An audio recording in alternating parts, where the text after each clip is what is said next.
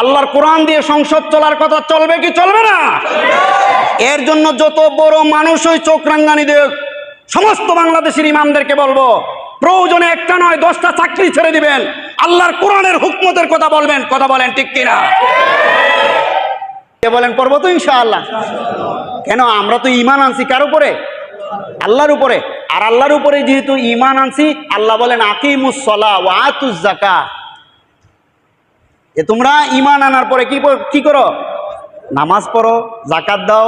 তাহলে ঈমানের পরে আল্লাহর সবচেয়ে বড় হুকুম হলো নামাজ পড়া। কি পড়া? কথা কয় না ভাই, কি পড়া? আরো জোরে বলেন, কি পড়া? আরো জোরে, কি পড়া? তাহলে নামাজ পড়বো তো ইনশাআল্লাহ, পড়বো তো ইনশাআল্লাহ। আজকে ঈমানের প্রাথমিক একটা আলোচনা হলো, বছরের শুরু ঈমান দিয়ে।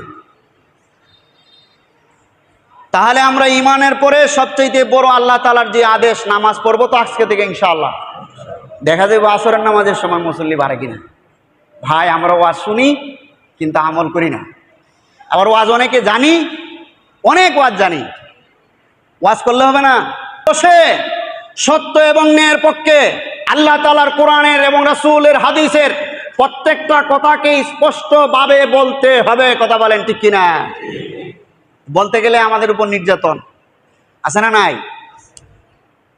নারায়ণগঞ্জে এক ইমাম সাহেবকে টেট দেওয়া হয়েছে যে আপনি যদি হুকমতের, আমরা আল্লাহর বান্দা, আল্লাহর কোরআনের কথা বলবো কি বলবো না? কথা কয় না ভাই, বলবো কি বলবো না? তাহলে আল্লাহর বান্দা যারা আমানতু বিল্লাহর উপর বিশ্বাস আনে, তারা আল্লাহর হুকমতের কথা বলবে আল্লাহর জমিনে। কথা বলেন ঠিক কিনা? কথা কয় না, আওয়াজ দিয়ে বলেন।